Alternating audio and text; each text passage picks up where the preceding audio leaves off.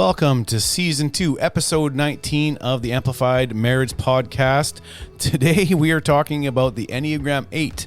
That is me, the protector, the challenger. You're about to hear a lot about me today.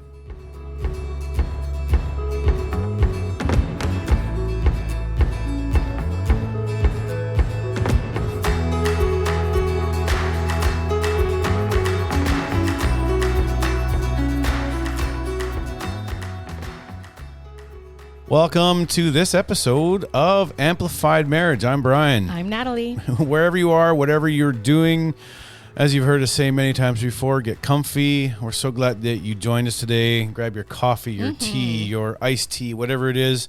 In case you missed our last episode, which was a little bit a while ago. That's right. It's been a busy summer, but in case you missed one, it was the intro to the Enneagram. That's right. And kind of with a more...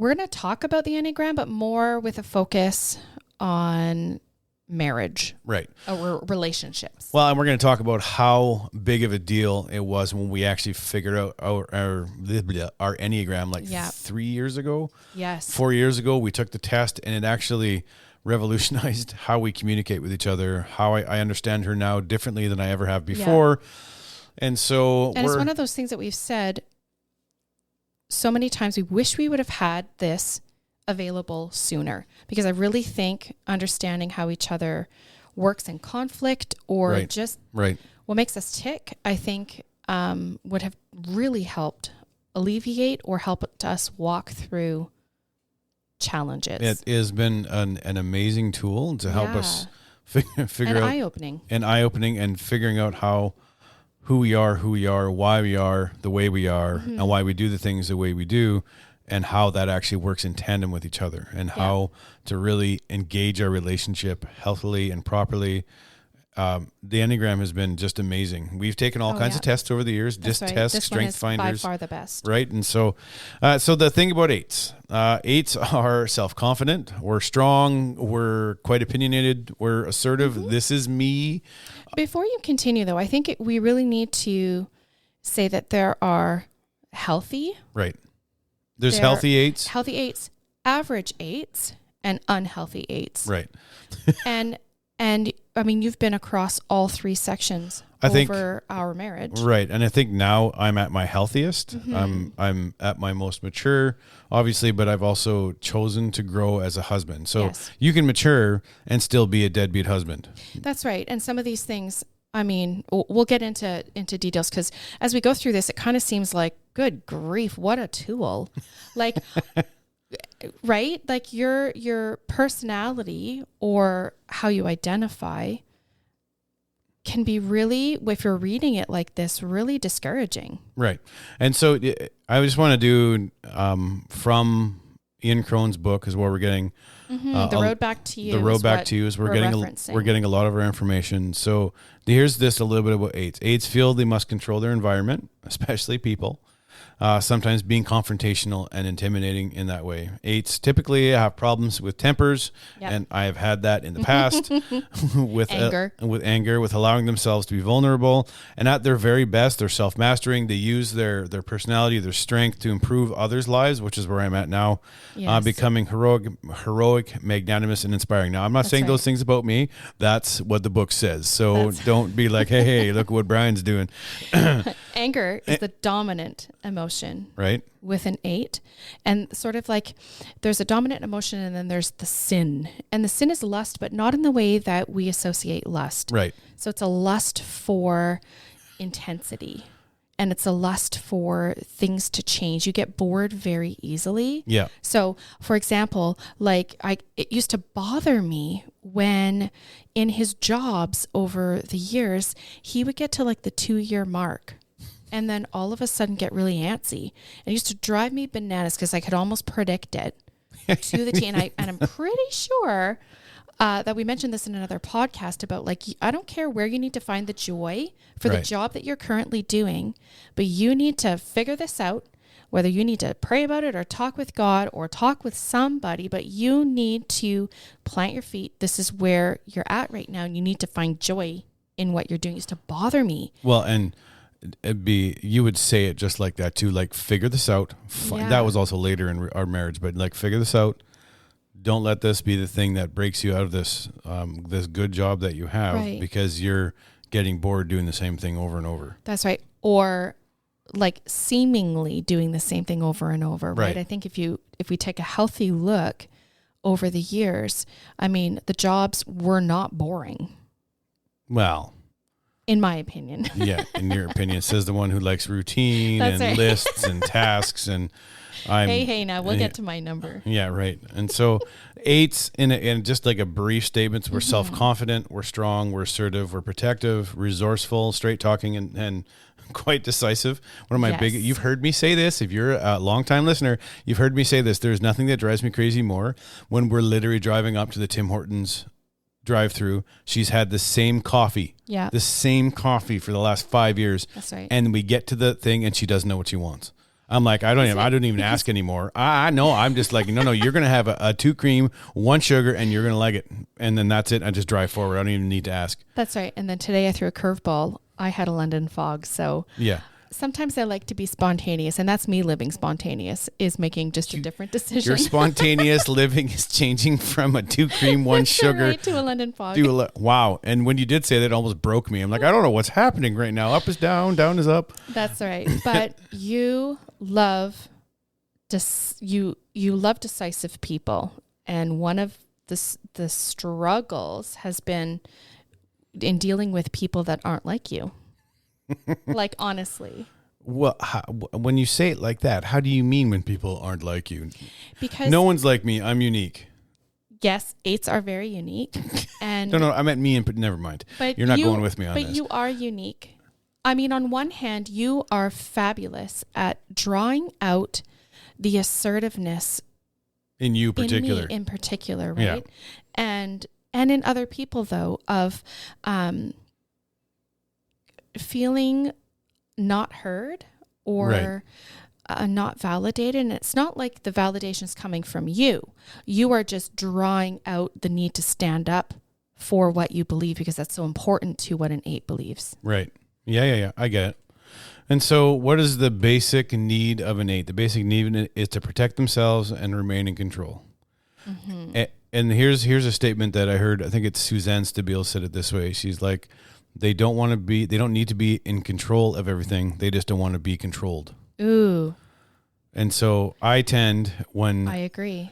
And so I've had to learn a healthy respect and honoring attitude towards authority. Yes. Over the years, like my pastor, my lead pastor, our lead team, but my lead pastor, he's challenged me so many times over these years with thinking differently than I will, because I'm not an 8, or he's not an 8. He's a 3. He's an achiever. And so sometimes we work really well together, but our decision-making process. Your motivations are different. But the way we approach things is different. So I'm not the boss. I'm the boss in the fact that I'm the second chair. Yeah. I do a lot of I oversee a lot of things, and I lead teams. Yep. But when it comes to the overall vision, if Pastor Brody says I want to do something different, and it's different, then I have to just be like, and in the closed doors, you may hear us, or you never hear us, but I may disagree, and we're going to talk about it because we've earned that, we've built that relationship, and I can trust him, and he can trust me. But in public, no one will ever see me dissenting. No. Because I've learned healthy respect and healthy honor towards my lead pastor, towards my boss. He's my boss. He's my lead pastor. He's a guy that's been pastoring me for the last few years. But it took only 20 years to be able to, 17 years to be able to get to that place where I'm mature enough to be able to say to you, I will move this way with you. Right. And submission to authority doesn't mean that your feelings and your concerns are not heard, or that you're a doormat. Right. Right. It means, and so like the same thing in marriage, right? Well, submission doesn't mean that you're a doormat, right? But it's not just for the women. The problem is that with an 8, and me in particular, is that if no matter what, even if we're at that place where I'm not being a doormat, you're going to know what my opinion is, because I have no problem telling you what it is. Right. And sometimes I hold back. Sometimes there's just times where I'm feeling like I should not launch into me being me right now. Right. Like there's times where I just feel like I need to be restrained. Like Camille, who's our administrator. Who's our administrator. There's been a time or two where me and Pastor Malachi, our youth pastor, he's also an 8.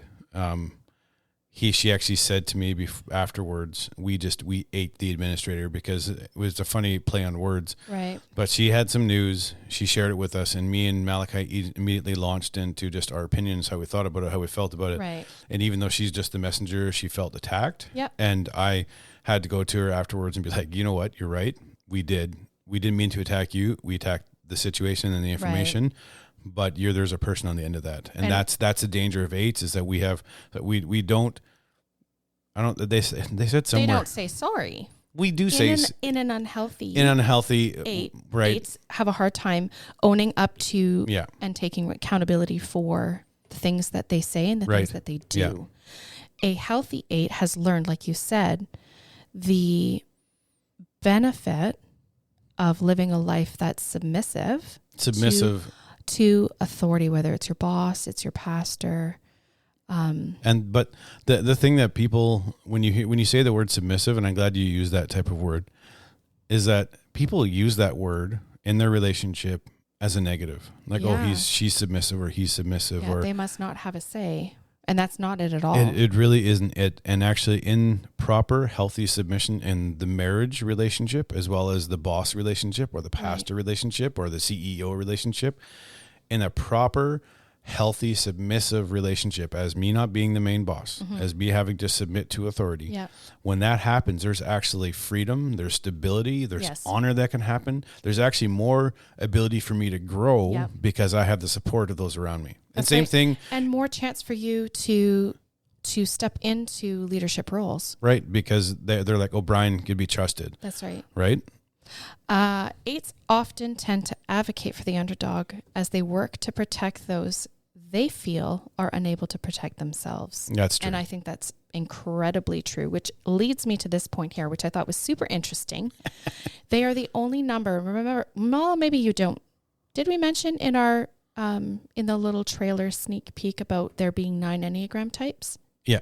Oh, yeah. There's 9 Enneagram types, yeah. So of the 9, they are the only number that will be brave enough to confront bullies or people that they deem are dictators or oppressive people or whatever, like seeking to degrade someone else. They're the only number on the Enneagram who's brave enough to confront that, whereas some of the other numbers need coaxing. Right. I see what you mean. It takes years for them to stand up for themselves in the way that they need to, where an 8 is already there. That's just our natural state already. Right. Yeah. Just to head into that. Well, and I was listening to a podcast just about Enneagrams, and I believe it was Ian Crow, and he's like, 8s are the most aggressive on the scale. Like we're aggressive, and that's part of the issue is that I've often said is that if I'm not healthy, I can roll over people. Right. And so when I got married, I didn't know that I was an 8. Right. But Natalie always stood up to me. You're a bull in a china shop. That I think is a great descriptor. Right. For what an 8 could be. Yeah. If they're not careful. Right. Exactly. And so the being aggressive like this, I remember so many times I've just rolled over Natalie's feelings, like not giving her space to even have a feeling. That when she had a differing opinion than mine, part of it was when you're unhealthy as an 8, you're insecure. Yep. And you don't want to show that insecurity. So you show it by what you think is strength, and it's not strength. It's just being a bully. Yes. And so when you're an unhealthy 8, you're a bully. You're not being heroic. You're not being upstanding. No. You're just being a bully because you think you can.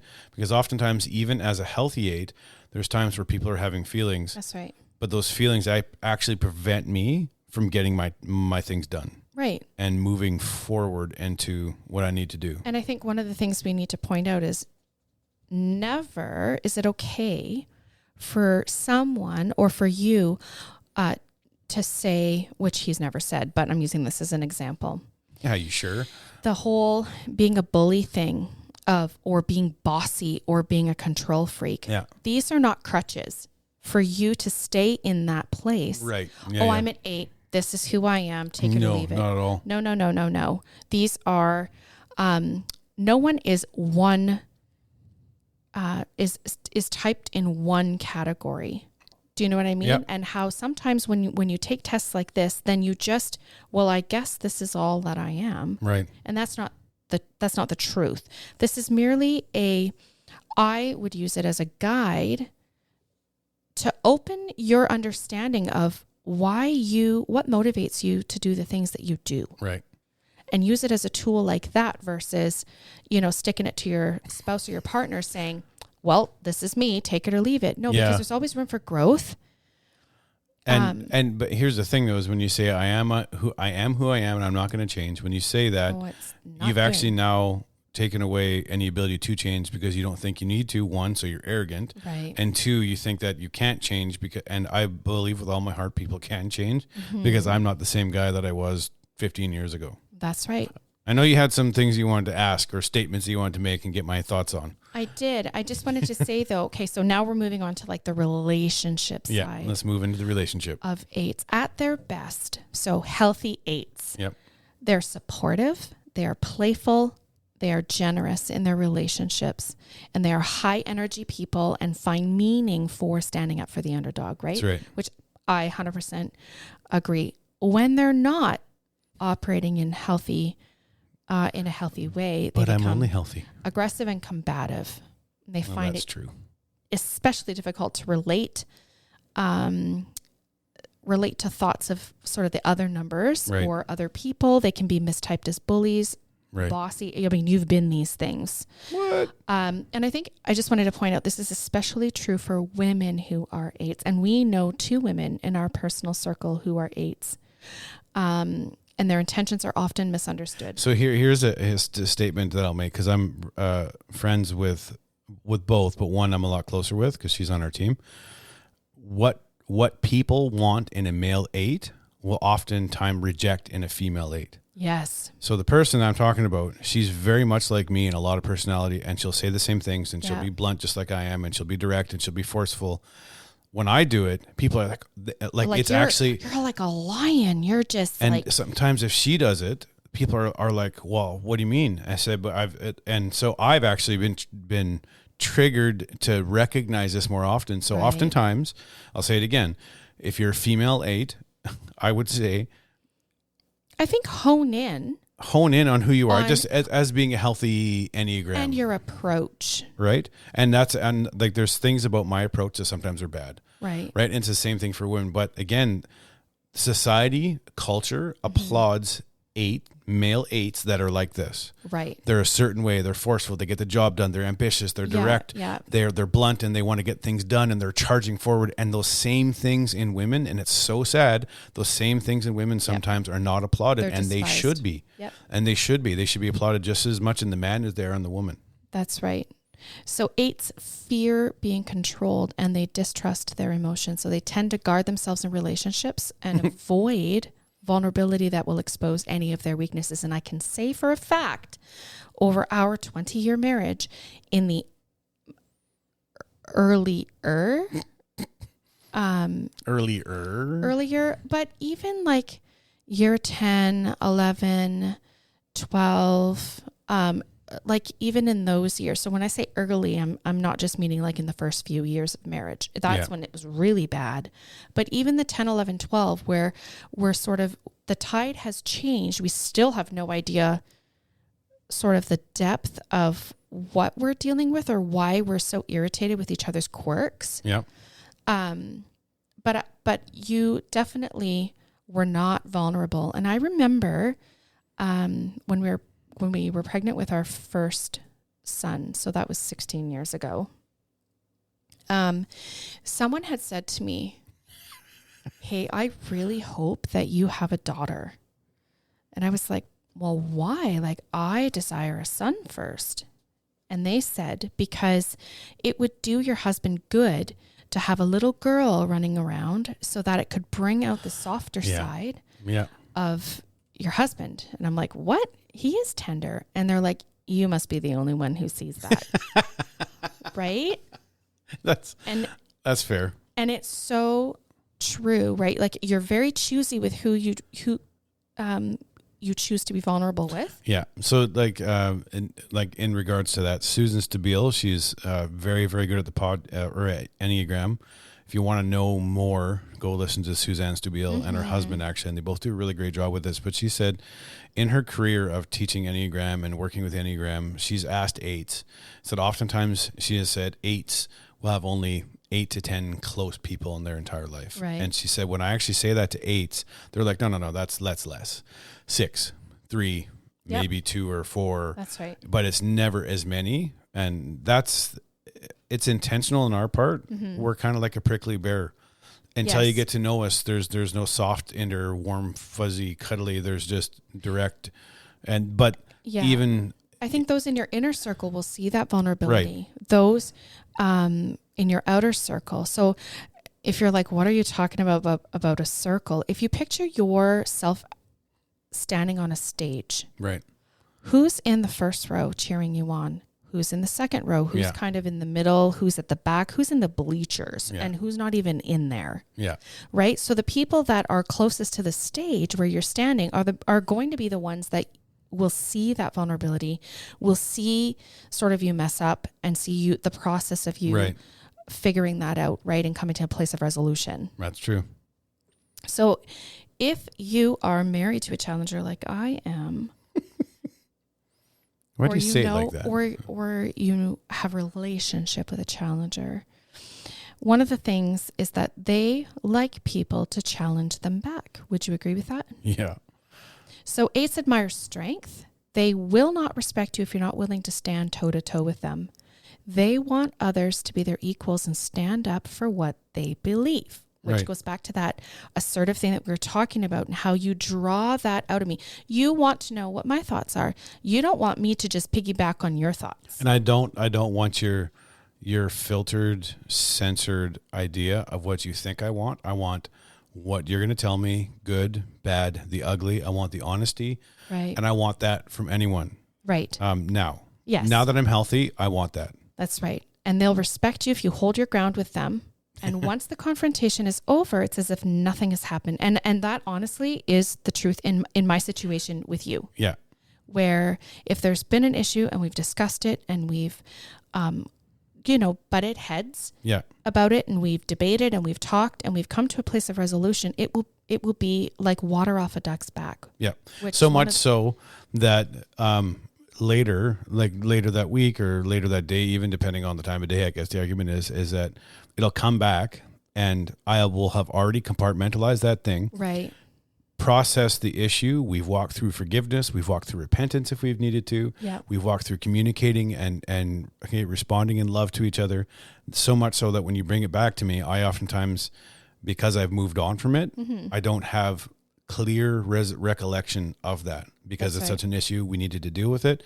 I hit it face first, head on, whatever you want to call.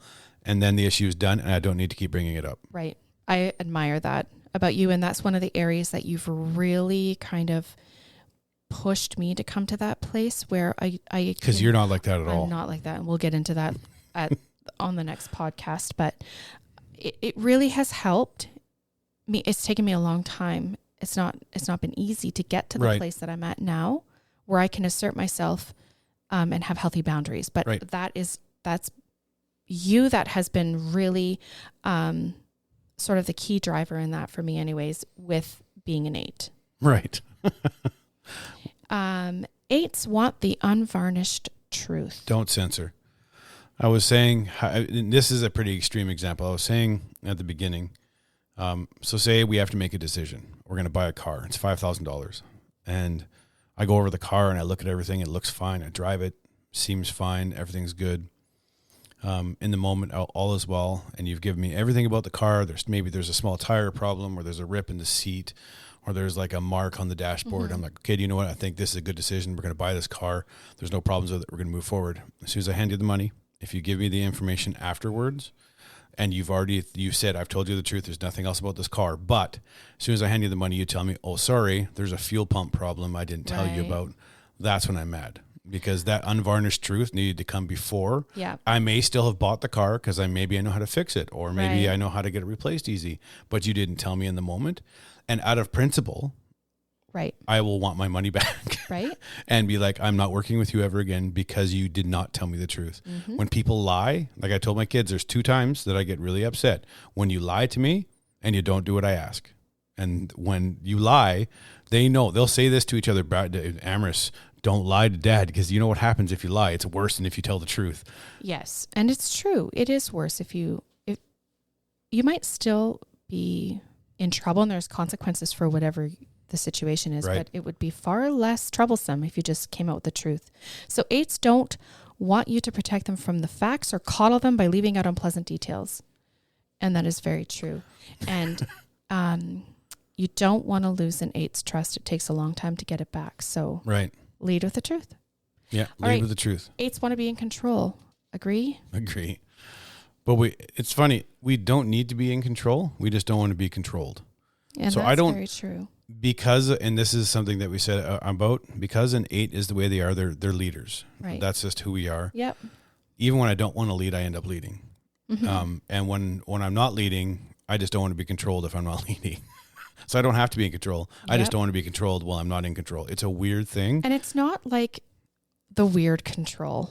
And in my experience with you, maybe your experience is like, oh, he or she is a control freak. Right. That's a whole different, that's next level. That's probably the unhealthy the very 8, unhealthy 8, where they have to be in control because they are so insecure. Yes. And that's the thing that we're going to hide because we don't want to appear weak or vulnerable. Right. And we'll get to that in a little bit. We'll hide that because we don't want people to see that about us, but we're so insecure that we have to stay in control. That's right. 8s don't complain. Don't explain people. They don't make excuses, and they expect you to not either. I think that's one of your biggest pet peeves, is when people make excuses for their behaviors. If you're in a romantic relationship with an 8, you have to know who you are, and you have to be independent. They don't want you to draft off their energy. They want you to bring your own. They love debates. Yep. They love risky adventures. So someone told me a story about 8s in particular, like, because again, me and Pastor Malachi are 8s. And so sometimes we're just barking at each other and people are like, what's happening? And we're like, stop yelling. But there's been times, say you're sitting at Thanksgiving and an 8 like me gets into discussion with, say, my sister, who's a 7. She's an enthusiast on the scale, unless she really loves a good debate. But sometimes we'll get into it and we're going back and forth. And I'm like, that was healthy. That was great. And she's actually feeling like I stepped on her toes, and she's offended and she's hurt. And I'm thinking, man, that was the best debate that I've had in months. My sister knows how to push me, and I love that about her. But she'll walk away feeling like, man, he pushed me too hard. I'm like, I'm feeling like she pushed me just right. I'm walking away happy, and she's hurt because 8s just don't see it like that. They're like, we appreciate the challenge, and they thrive on healthy discussions, and your healthy discussions are at a decibel that sounds like yelling. So oftentimes that's also you're like, I'm not yelling, I'm passionate. I'm like, well, be less vocal. I know. And that's also genetics. Yeah. Like, that's not just being the 8. I know some 8s that are pretty quiet, but that's genetic. Like, my family's loud, my dad's loud, my uncles are loud. We're all pretty loud. We're just and like that in general. So I try and tone that down a little bit. Exactly. 8s need friends and partners who can keep them in check. Right. And I have actually actively, in my later part of my last 5 years, sought out people that are in my circle. I mean, outside of Natalie. Natalie will always challenge me. It's annoying, but it's a thing that happens. Right. But I've sought people that will speak truth to my life, will give me feedback, will be critical when I need them to be, and to challenge me that way, and just be like, just tell me the truth. I don't care if I like it or not, because sometimes it's not that I want the unvarnished truth. Right. About me, about the situation. It's not that we're like, yay, I can't wait for someone to say something negative about me. Right. But I can't be better as a human being if you don't tell me how I suck. So if I suck at something and you didn't tell me, and I continue to suck on something, I'm actually going to be more angry than if you just would have told me. Exactly. Yep, that's true. 8s are looking for an answer to the question, can I trust me with you? At the end of the day, they want to find someone with whom they can feel safe enough to relax their defenses right, and reveal their hearts, because there is a tender side, there is a soft side. And then, there's a whole thing of like, oh, you should feel honored if an 8 shares their deepest feelings. They do. They're fully capable of doing that. Yeah. They just need to make sure that they can trust themselves with you. I like how you said that at the beginning. Can I trust me with you? That's exactly exceptionally accurate. Oh, for sure. 100% accurate. Right. So, and also like, if you get the book, The Road Back to You, they'll have in here, like, who does an 8 pair with? And if not a 6, it does not pair with a 6. And here's the thing with me saying that this is kind of a guide, right? Don't want you to feel like, oh my gosh, I'm an 8. I can only be with a 2 or a 4 or a 5, the feeling types. Right. Right. And so why the feeling type though is because those are feelers. And an 8 is not. It's a gut feeling, or it's a gut thing. It's a mental check. Right. And those feeling numbers, or the heart numbers, the heart numbers, the ones that lead with their hearts. The idea is that they can draw out those emotional, tender connections. Right. Right. Now, I am not a 2, a 4, or a 5. And you definitely are not. I can still draw that out, right? So don't be so stuck on, I can only date or marry someone who's these 3 numbers and no one else. That's not at all. Like, that's really taking it out of context, I think. Yeah, absolutely. And we've heard Ian Crone speak about that. Is like, yes, this is typecast. No, but there's exceptions to everything. That's right. Like, it's not that you're just launched into this and I'm going to be this particular 8 for the rest of my life. Exactly. So what's the next on the questions you wanted to ask? If you're an 8, you need to listen and observe others before reacting, and include others when making decisions. Right? And you and I on little things, we sort of know like what our budget is and things like that. So you and I aren't like consulting about every little thing, but we do consult. Absolutely. Like, we do have these conversations. I don't have to phone you and be like, can I buy some toothpaste? That's not at all what's necessary. Right. Do you know what I mean? Yeah. So you are a born leader and people want to follow you. And sometimes they will go along with your plan because they feel like they don't have a choice. Remember this where you can really cross that line into being a bully? I remember I just started at the church. It was like 3 or 4 months in, and we had been working with the worship department, and we had actually been running it for quite a while, you and I. But I started at the church as the associate pastor. And I remember Pastor Brody, I had a bunch of changes we needed to make so we could start streamlining how we did Sunday services and how we did worship and songs and stuff like this. And he had his advice to me. He's like, Brian, I know that you just want to charge ahead because that's who you are. He said, but you're not a feeler, or like you're not a creative. You're a doer. You're action oriented. And they always call me Action Jackson at the church because I always want to get stuff done. That's right.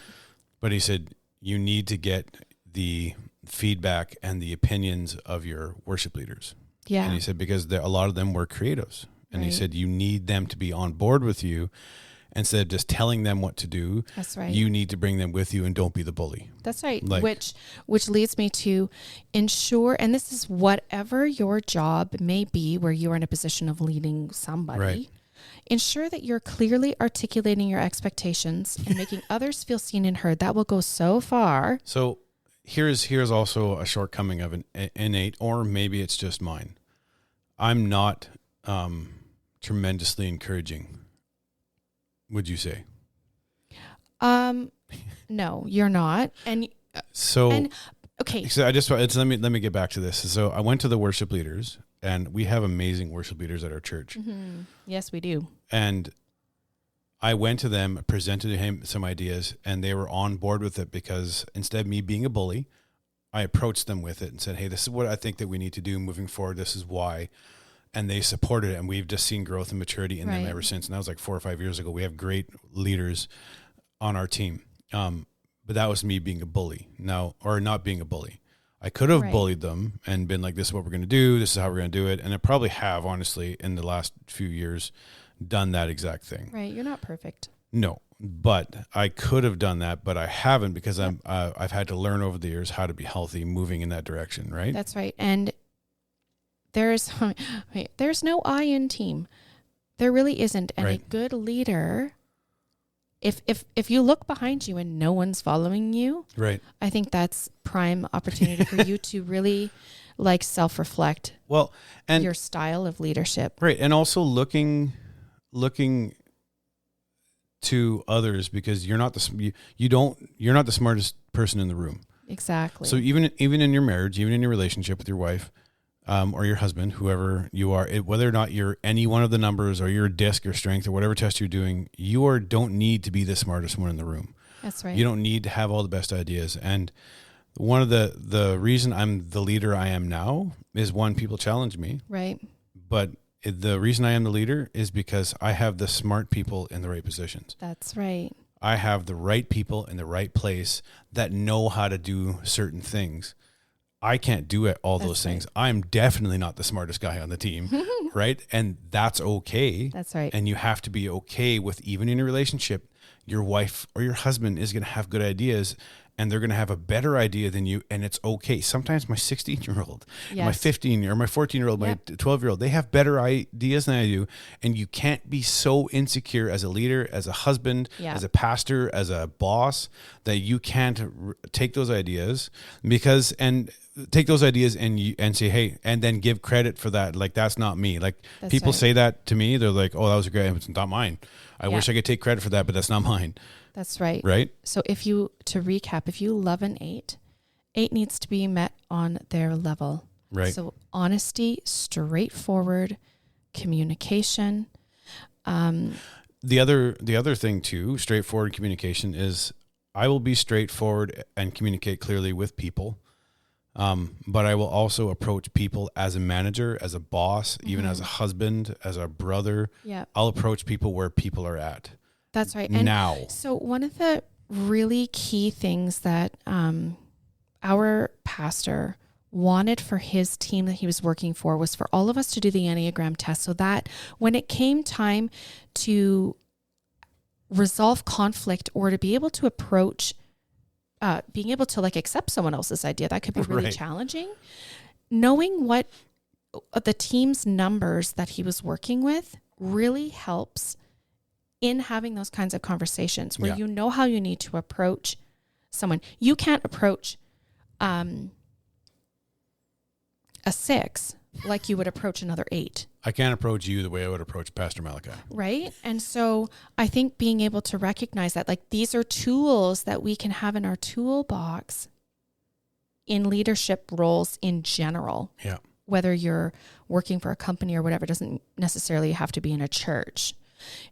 8s, you can't force them to be vulnerable, but you can create a safe space for them to be able to express themselves.